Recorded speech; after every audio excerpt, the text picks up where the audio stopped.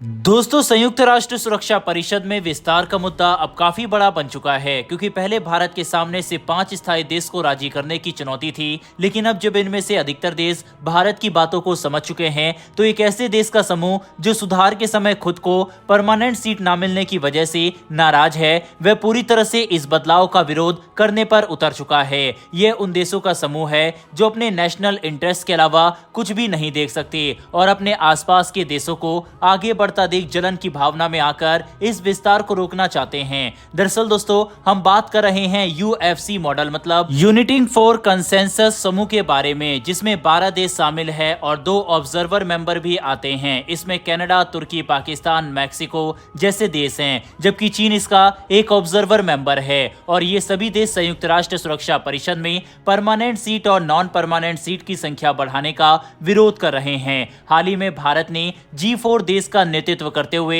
संयुक्त राष्ट्र में एक मॉडल रखा था, जिससे यूनाइटेड नेशन सिक्योरिटी काउंसिल में सभी जरूरी बदलाव किए जा सकते हैं। भारत ने अपने मॉडल में काफी विस्तार से बताया कि हम अस्थायी देश की संख्या को बढ़ाकर 10 से 15 कर देंगे और स्थायी देश की संख्या को 5 से बढ़ाकर 10 कर सकते हैं। साथ ही वीटो पावर को लेकर बाद में चर्चा हो जाएगी और इन नए देश को कैसे चुना जाएगा, इसकी प्रक्रिया भी भारत ने बताई थी। भारत ने कहा था संयुक्त राष्ट्र में जनरल असेंबली के द्वारा एक बिल्कुल समान और स्वतंत्र इलेक्शन होंगे, जिससे उन सभी देशों को चुना जाएगा जो यूनाइटेड नेशन सिक्योरिटी काउंसिल के नए परमानेंट और नॉन परमानेंट मेंबर बनेंगे। लेकिन यूएफसी कंट्रीज इस बदलाव का समर्थन करने की बजाय विरोध कर रहे हैं और अब इसी से परेशान होकर भारत ने इन सभी देशों को बड़ी लताड़ लगा दी है। भारत ने खुलकर कहा है संयुक्त राष्ट्र में इस तरह की नीति नहीं चल सकती, यानी कि अब माई वे और द हाईवे वाली पॉलिसी संयुक्त राष्ट्र में नहीं होगी, जिसमें जो देश अपने इंटरेस्ट को पूरा होता नहीं देखे वह हर तरह के मामले को बिगाड़ने की कोशिश करते हैं। और फिलहाल ये सभी 12 देश का समूह यही कर रहा है। भारत ने काफी कठोर शब्दों में इन सभी देशों को चेतावनी दी कि संयुक्त राष्ट्र सुरक्षा परिषद का बदलाव जरूरी है और मौजूदा वैश्विक वास्तविकता को ध्यान में रखते हुए UN 2.0 को सामने लाना ही होगा, वरना आने वाले समय में विश्व में कानून व्यवस्था नाम की कोई चीज नहीं बचेगी। बता दें कि ये बात क्रिस्टल क्लियर है कि जो देश बदलाव का विरोध कर रहे हैं उन्हें बस इस बात से जलन है कि शायद बदलाव के बाद भी वे परमानेंट सीट हासिल नहीं कर पाएंगे, जिसमें पाकिस्तान, तुर्की, मैक्सिको और कनाडा जैसे देश शामिल है। ये बात किसी से छिपी नहीं है कि पाकिस्तान भारत से जलता है और वह नहीं चाहता कि भारत को संयुक्त राष्ट्र सुरक्षा परिषद में